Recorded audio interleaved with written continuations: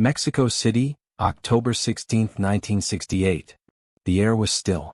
The stadium lights burned bright against the night sky.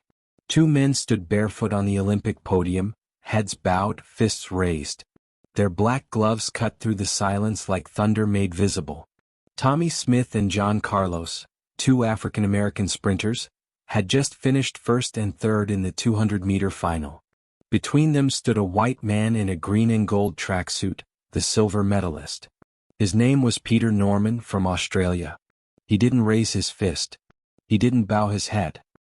He simply stood still, wearing a small badge on his chest that read, Olympic Project for Human Rights. It was small, almost invisible. But it was enough to change his life forever. The image became one of the most powerful photographs in human history, the Black Power salute, captured at the height of the civil rights struggle. But what most people forget is that there were three men on that podium. And the third one, the quiet one, paid the highest price. For Tommie Smith and John Carlos, the gesture was a cry for justice, against racism, segregation, and inequality in America. For Peter Norman it was something else, a moment of conscience. He wasn't black. He wasn't American. But he understood what it meant to stand beside those who refused to stay silent. He didn't raise his hand, but he stood his ground. And that, too, was rebellion. Peter Norman was born in Melbourne, Australia in 1942, the son of a butcher, raised in a working-class family where faith and fairness were the cornerstones of life. He grew up running through the streets, always the fastest kid in school, driven not by ego but by joy. By the early 1960s, he had become one of Australia's top sprinters. Fast, humble, disciplined. He wasn't a political man. He didn't march or shout. But he believed in something simple, that every person deserved a fair chance.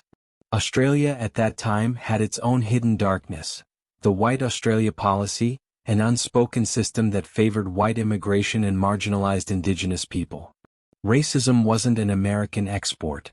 It lived quietly in Norman's homeland too. And that quietness, that polite silence, was what bothered him most. By 1968 the world was on fire. America was bleeding from the wounds of Vietnam and racial division. Martin Luther King Jr. had been assassinated just months before. Cities burned with protests. The civil rights movement had turned from hope to heartbreak. Even the Olympics couldn't escape it. In the United States, a group of black athletes, scholars, and activists had formed the Olympic Project for Human Rights, the OPHR. Its goal was to expose racism in sports and society, to use the Olympic stage as a platform for change. They debated boycotting the Games entirely. But in the end, many decided to compete, not to win but to protest. Tommie Smith, the world record holder, and John Carlos, the fiery sprinter from Harlem, planned something audacious. If they made the podium, they would make a statement the world couldn't ignore. On October 16 they did exactly that. Smith won gold in 19.83 seconds, a new world record. Carlos finished third, his head high. And between them stood Peter Norman, the quiet man from Australia, who had just run the race of his life in 20.06 seconds, still an Australian record today. As they walked toward the podium, Smith and Carlos told Norman their plan. They would go barefoot to represent poverty. They would wear black gloves, one each, to symbolize unity and power. They would bow their heads for those without a voice. And Norman listened. He didn't try to stop them. He didn't walk away. Instead, he said 6 words that neither of them ever forgot. I'll stand with you. They were surprised. No white athlete had ever openly supported them before. Not in that moment, not on that stage. So Carlos asked, "Do you believe in human rights?" Norman nodded. "I believe in God. I believe in equality." He asked where he could get one of those OPHR badges. When he couldn't find one, an American rower, Paul Hoffman, handed him his. Norman pinned it to his chest. It was a small gesture, but in 1968, it meant everything. As the anthem began, the world froze. 2 fists rose into the air. A white man stood between them, silent and steady. And the entire stadium fell into stunned disbelief. The image lasted less than 2 minutes. But its echo has lasted for decades. When they walked off the field, all 3 men knew something had changed, not in victory but in consequence. Smith and Carlos were expelled from the Olympic Village, suspended from the U.S. team, and received death threats back home. And Peter Norman? When he returned to Australia, he discovered that his silence had made more noise than any shout. He expected questions. He expected debate. Instead, he was erased. The Australian Olympic Committee didn't punish him officially. They didn't need to. They simply forgot him. He was never selected for another Games, even though he qualified easily for Munich 1972. He was excluded from official events, ignored by the media, and whispered about by officials who called him the troublemaker. For standing still, Peter Norman had committed the ultimate act of defiance: empathy. He went back to teaching, working regular jobs, trying to live quietly. But something inside him broke. He had stood for what was right, and lost everything that came with it. The cameras never came back. The medals didn't matter. The world had moved on. Yet the photograph remained, that one frozen moment, immortalized on posters, murals, and history books. 2 fists in the air. And between them, a man who chose decency over silence. The stadium lights had faded, but the photograph remained. And sometimes that's the cruelest thing about history: it remembers the image, not the man. For the rest of the world, Peter Norman became the other guy on the podium. The silent one. The one whose name people forgot. For Australia, he became something worse: an inconvenience. When he stepped off that podium in 1968, Peter Norman didn't know he had just crossed an invisible line. One that separated athletes from activists and silence from complicity. He hadn't raised a fist, but he had taken a side. And in a world that demanded neutrality, that was unforgivable. When he landed in Melbourne after the Games, the reception was cold. No parade. No interviews. No congratulations. His name was absent from newspapers that had once celebrated his speed. Australia wanted a hero, not a conscience. It was a country still wrapped in its own quiet segregation. The White Australia policy still existed in law, though rarely spoken of aloud. Indigenous Australians had only been granted the right to vote a few years earlier. The idea of an Australian athlete openly supporting Black Americans, and by extension racial equality, was political poison. Norman's federation called him unreliable. Sponsors distanced themselves. When he qualified for Munich 1972 with times well within the top international standard, he wasn't selected. The official excuse was team balance. But everyone knew the truth. He had stood beside the wrong men at the wrong time.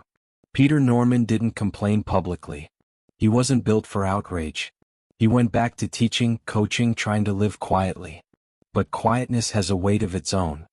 He once said, "I didn't think I was making a statement. I thought I was standing up for humanity." But humanity, it seemed, had no place in sport. His name vanished from Australian Olympic circles. He wasn't invited to ceremonies or reunions. Even when anniversaries of the 1968 Games came around, his story was edited out, like a shadow removed from a photograph.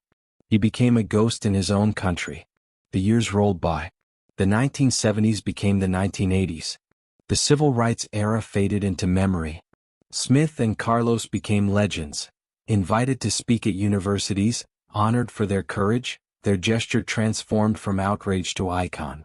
And Norman watched from afar, proud of them, but invisible. He lived modestly, worked odd jobs, coached young athletes in his spare time. He had a family, children who adored him, but the quiet ate away at him. The silence of erasure is its own kind of punishment. In the late 1980s, he injured his Achilles tendon, a brutal blow for a man who had once defined himself through movement. Running was no longer possible. He turned to teaching, to community work, to faith. But depression began to creep in, slow and suffocating. The medals he had once earned gathered dust in a drawer. The world had moved on to faster times, newer champions. But no record ever erased his. That 20.06 seconds in Mexico City remained, the fastest 200 meters ever run by an Australian. A record that stood untouched for decades. Yet no one spoke of it. By the 1990s, Australia was changing. The country began to confront parts of its past, the treatment of indigenous peoples, the myths of national innocence. But Peter Norman was still nowhere in that conversation. He had become a man history forgot to honor. And yet, to the two men he had shared that podium with, he was unforgettable. Tommie Smith and John Carlos never forgot Peter Norman. They spoke about him often, not as a symbol but as a friend. Peter wasn't a bystander, Smith said. He was a partner in the gesture. Carlos added, without Peter there is no moment. He made it human. They knew what he had risked. They knew he had paid the same price they had, maybe worse. Because in America, their defiance was eventually recognized as courage. In Australia, Norman's solidarity was treated as betrayal. Years later, when journalists began revisiting the story of 1968, they were shocked to discover that the man in the middle had been abandoned by his own nation. Articles appeared. Documentaries resurfaced. Suddenly, the forgotten face between the two raised fists had a story again. When asked how he felt about being ostracized, Norman smiled faintly. I knew what I was doing, he said. And I would do it again. He didn't blame anyone. He didn't rage. He just kept living. But life had its own way of breaking him slowly. The depression deepened. His health began to fail. He turned to painkillers and later alcohol. He withdrew from the world that had already withdrawn from him. There were years when no one knocked on his door. No interviews. No honors. Just silence. And through that silence he carried the memory of that day, the anthem, the crowd, the moment when three men stood for something bigger than themselves. By the early 2000s, time had finally caught up with conscience. The photo from 1968 began circulating again, this time not as scandal but as legend. Younger generations saw it not as rebellion but as truth. And slowly the world began to ask, who was the man in the middle? When the 2000 Olympics came to Sydney, the Games returned to Peter Norman's homeland. It was a chance, the perfect chance, to bring him back, to celebrate him, to finally say, we see you. But Australia didn't. Peter Norman was not invited. He watched the Games from home on television. The man who still held the national sprint record, the man who had stood for justice on the world's greatest stage, wasn't welcome at his own nation's Olympics. When journalists discovered this, they were stunned. They asked the Australian Olympic Committee why. The answer was bureaucratic and hollow. He was not part of the official delegation. But there was another delegation that didn't forget. Tommie Smith and John Carlos were in Sydney, guests of honor. When they learned that Norman hadn't been invited, they were furious. So they did what true brothers do, they found him. They called him, met him, hugged him, and brought him into the spotlight themselves. To the media, to the crowds, to history they said, this man, Peter Norman, is our brother. The three of them stood together again more than 30 years later. Older, slower, but united. The same way they had been that night in Mexico City. For the first time in decades, Peter smiled the way he used to, the smile of a man who had been seen again. He didn't need a medal. He just needed to be remembered. And though his body was failing, his spirit shone with quiet pride. He had carried the burden of decency for a lifetime. And now, finally, the world was catching up.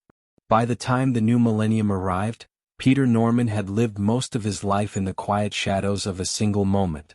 That photograph, that split second of moral clarity, had defined him more than any race, any medal, any record ever could. It had made him a hero to some, a problem to others, and a ghost to many. But ghosts have a way of haunting those who pretend they never existed. After Sydney 2000, something began to shift. Younger generations, those born long after 1968, rediscovered the image. They saw three men on a podium, united not by race or flag but by conscience. And for the first time they saw Peter Norman not as the white man in the middle, but as part of the same story. Students began to ask about him in classrooms. Journalists began to write about him in long, reflective pieces. And slowly, Australia began to confront the question it had avoided for more than 30 years. Why had they punished a man for doing what was right? Peter didn't chase redemption. He never did. He didn't demand apologies or recognition. He simply kept living, quietly, stubbornly, with a grace that seemed almost impossible after everything. He worked as a teacher and a sports administrator. He volunteered for community programs. He spent time with his family. His body was slower now, his hair grayer, but his voice carried that same gentle conviction. He didn't talk about the Olympics often. When people asked, he would smile and say, "It was never about me. It was about what's right." But those close to him knew the silence still hurt. He'd been denied the thing every athlete longs for, to be remembered with pride by the place they called home. In 2005, when Australia celebrated 100 years of participation in the Olympic Games, tributes poured in for legends across generations. But Peter Norman's name wasn't mentioned once. Not a single invitation. Not even a footnote. He watched the ceremony on television from his home in Melbourne. It should have broken him. But instead he laughed. "I guess they're still mad," he said, half smiling, half sighing. That laugh, that small, defiant laugh, was the sound of a man who had made peace with being right too soon. By then his health was declining. Years of stress, painkillers, and depression had taken their toll. He had trouble walking. His heart was weak. But his mind, his conscience, was unshakable. One evening, when a young journalist asked if he regretted wearing the badge that night in 1968, Peter's eyes softened. "No," he said. "Because if I hadn't, I'd still be running from myself." He paused. Then added quietly, "I'd rather finish last for the right reason than first for the wrong one." In 2006, Peter Norman passed away. He was 64 years old. The news barely made headlines in Australia. But halfway across the world, two men stopped what they were doing, boarded planes, and flew to Melbourne. Tommie Smith and John Carlos, his brothers on that podium, came to say goodbye. The funeral was simple, quiet, heartfelt. Friends, family, and a handful of journalists filled the small chapel. And when the moment came to carry the coffin, it wasn't Olympic officials or politicians who stepped forward. It was Tommie Smith and John Carlos. They carried Peter Norman's coffin with the same strength, dignity, and love that he had shown them that night in Mexico City. As they walked slowly down the aisle, the silence was heavy. The sound of their steps echoed like history itself, steady, deliberate, unbroken. John Carlos later said, "Peter stood with us when the world turned its back. And now we stand with him." For many who attended that day, it felt like something sacred. A closing circle of truth that had waited almost 40 years to complete itself. The image that had defined their youth had finally found its ending, not on a podium but in a small Australian church, where three men were finally equals again. Smith, Carlos, and Norman, bound by conscience, not competition. When news of the funeral spread, something stirred in Australia. People who had never heard his story began to read. Those who had forgotten began to remember. It was as if a nation realized too late that it had turned its back on its own moral compass. Peter Norman's name began to appear again, in newspapers, documentaries, classrooms. Students painted murals of the 1968 podium, this time with his name written clearly underneath. Teachers told his story as part of lessons on integrity and courage. The same photograph that once condemned him had become his redemption. In 2012, 6 years after his death, the Australian Parliament did something unprecedented. They passed an official motion of apology to Peter Norman and his family. The statement read, "This House recognizes the extraordinary athletic achievements of Peter Norman and his brave stance for human rights at the 1968 Mexico City Olympics.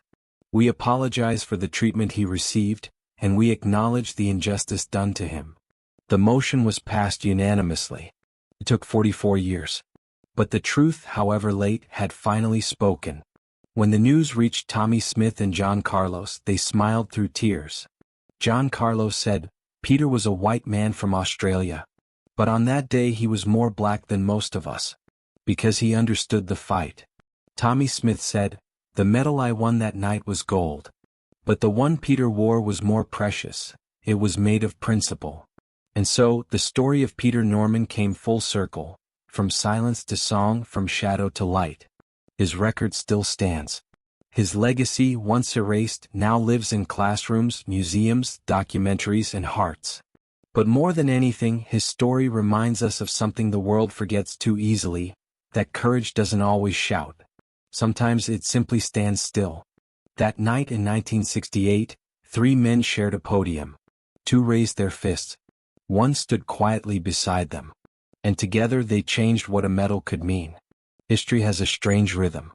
Sometimes it races. Sometimes it crawls. And sometimes it stands perfectly still, waiting for the world to catch up. For nearly 40 years, Peter Norman's story had been frozen, like a photograph trapped in a frame. And then, suddenly, it began to breathe again. After the 2012 apology, Australia finally started to talk about him. Not as a forgotten athlete, but as something far rarer, a man who did the right thing when no one was watching and paid the price for it. Newspapers called him Australia's quiet hero. Filmmakers began producing documentaries about him. A generation that had grown up worshipping medals began to understand something deeper. That sometimes the measure of greatness isn't what you win, it's what you're willing to lose. Universities invited students to analyze the Mexico City photograph. Not for its composition, but for its meaning. 3 men, 3 gestures, 1 truth.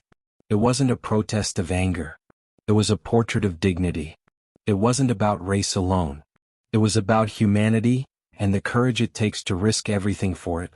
The image became one of the most recognized photographs of the 20th century. It appeared in museums, history books, murals, album covers, documentaries. It transcended sport.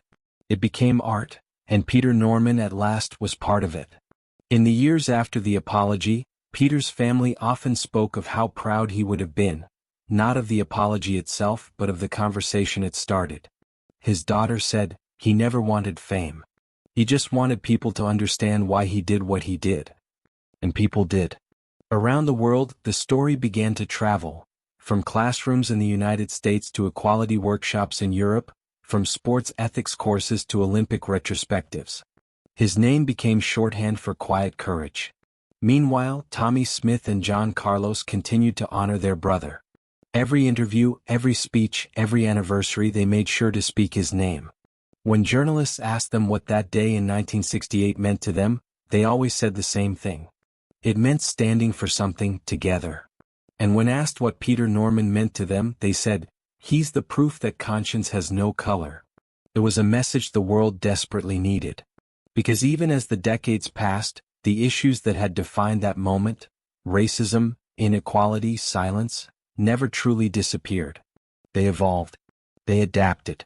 Different faces, same injustice. Different times, same courage required. And every time a new generation protested, spoke up, or knelt down for what was right, someone would bring up that photograph. Someone would say, do you remember those 3 men in Mexico City? And that's when Peter Norman's legacy lived again. In 2018, on the 50th anniversary of the Mexico City Games, tributes poured in from around the world. In Australia, schools held assemblies. In the US, museums dedicated entire exhibits to the moment. And on social media, that new digital podium, thousands shared the image captioned simply, he stood for what was right. It went viral. A half-century later, a man who had once been erased by silence became a symbol in a world of noise. The Australian Sports Museum unveiled a life-sized bronze statue of Peter Norman in Melbourne. Not in mid-run, not holding a medal, but standing exactly as he had on that podium, silent, steadfast, wearing the O-Pitcher badge. When the statue was revealed, Tommie Smith and John Carlos stood beside it, older now, their faces lined with time and memory. They smiled through tears. Carlos whispered, "Brother, we told you they'd remember." And they did. The crowd cheered, the cameras flashed, and somewhere, in the space between applause and reflection, it felt like something had been healed. Not just for Peter, but for everyone who had ever stood on the right side of history at the wrong time. The world had finally caught up with his conscience. But there's something else about Peter Norman's story, something even more timeless. It's not just about redemption. It's about what it means to be human in a system that rewards obedience more than integrity. Peter wasn't famous. He wasn't powerful. He wasn't even supposed to matter that night in 1968. He was just an athlete. One man, one race, one moment. And yet, by making one quiet choice, he became immortal. We live in a world obsessed with noise, with victory laps, with hashtags, with declarations. But Peter Norman's power was silence. His protest was stillness. He didn't demand attention. He didn't need to. He simply stood where he was needed. That's why his story endures. Because every generation needs to be reminded that courage doesn't always roar. Sometimes it whispers. Sometimes it simply refuses to look away. 50 years later, the message of that podium still echoes, through stadiums, through classrooms, through the hearts of anyone who's ever wondered what they'd do when the moment came. Would they speak? Would they stand? Would they risk being forgotten just to do what's right? Peter Norman answered those questions before the world even asked them. And for that, long after the medals tarnish and the records fade, his name will remain. Time has a way of softening edges, of turning conflict into story and pain into history. But some stories don't fade. Some stories stay alive because they speak to something that never stops mattering. Peter Norman's story is one of those. It's not about speed or medals or even protest. It's about presence. About the courage to be there, to stand when it would be easier to walk away. In the years since his death, the world has replayed that image countless times. On screens, on murals, in classrooms, in hearts. And each time it means something new. For some it's about race. For others it's about solidarity. But for everyone it's about conscience. Because that's what Peter Norman represented. The conscience of the games, the conscience of sport, the conscience of humanity when the world preferred comfort over courage. If you look closely at the photograph, you'll notice something subtle. Peter isn't looking down like Smith and Carlos. He's looking forward, straight ahead, calm and steady, as if staring directly into history itself. That's not defiance. That's conviction. It's the gaze of a man who understood that silence can be powerful, if you choose what it stands for. And that's what makes the image eternal. Because in that stillness there is no anger, no politics, no noise. There is just truth, raw, quiet, undeniable truth. In 2018, during a university lecture on ethics in sport, a student asked a professor, "Would you have done what Peter Norman did?" The professor paused for a long moment, then said, "I'd like to think so. But the truth is, you never know who you are until the moment arrives." That's the power of Peter Norman's story. It's a mirror, not for nations but for people. It asks us to look inward and ask, what would I do if the whole world was watching, and I had to choose between silence and justice? And maybe that's why, half a century later, that single photograph still commands silence whenever it appears. It doesn't need sound. It doesn't need movement. It just needs the weight of recognition, the realization that courage often lives in the smallest gestures. Because real courage isn't loud. It doesn't need applause. It doesn't even need victory. It just needs conviction. The quiet kind that survives when everything else falls away. Peter Norman never asked to be remembered. But he was. Not by the committees, not by the politicians, but by the people, by anyone who's ever stood beside someone suffering and chosen empathy over comfort. He reminds us that solidarity isn't about shouting with the crowd. It's about standing with the lonely. It's about saying without words, "I see you, and I won't look away." The Olympic Games were created to celebrate human greatness, the speed, the strength, the skill. But Peter Norman's greatness wasn't in his legs. It was in his heart. He proved that true victory doesn't happen when you cross a finish line. It happens when you refuse to cross your principles. That's why, long after the gold has faded and the stadiums have crumbled, his story still shines. Because he showed the world that the greatest race of all is the one we run within ourselves. When Tommie Smith and John Carlos look at that photo now, they don't see three athletes. They see three brothers. Three men bound not by medals but by moral courage. And when people look at that same image decades later, they see something even more profound. Proof that humanity still exists, even in the loneliest moments. If you walk through Melbourne today, you can find his statue. He stands there quietly, not running, not posing, not smiling. Just standing like he did that night in 1968. The city moves around him, cars, lights, noise. But he remains still, looking forward. As if reminding everyone who passes that doing what's right doesn't always make you a hero. Sometimes it just makes you human. And that's enough. Because in the end, Peter Norman didn't refuse his gold medal. He redefined what it meant. He turned it from a prize into a principle. From a decoration into a declaration. from something you wear around your neck into something you carry in your soul. And maybe that's what the world needed all along. Not another champion, but a reminder that integrity still matters. So the next time you see that photograph, those two fists raised and that one man standing quietly between them, remember this. He wasn't forgotten. He was waiting. Waiting for the world to become ready to understand what he already knew. That courage isn't black or white. It's simply right. In the end, the world remembers the winners. But sometimes, the truest victories belong to those who simply stood their ground. Peter Norman never raised a fist. He didn't shout. He just stood, still, silent, unbreakable. And in that stillness he told the world everything it needed to hear. His courage wasn't about power, it was about presence. The courage to do what's right even when no one's watching. And to live with the silence that follows. Because sometimes, the loudest act of rebellion is simply refusing to look away. If this story moved you, if you believe that courage still matters, don't let it fade here. Subscribe, share, and stay with us. Every day we bring you the hidden stories behind the flame, the triumphs, the tragedies, the forgotten souls who made history real. 2 new stories, every single day. The truth behind the gold, and the people who carried its weight. Until tomorrow, when another story begins to burn.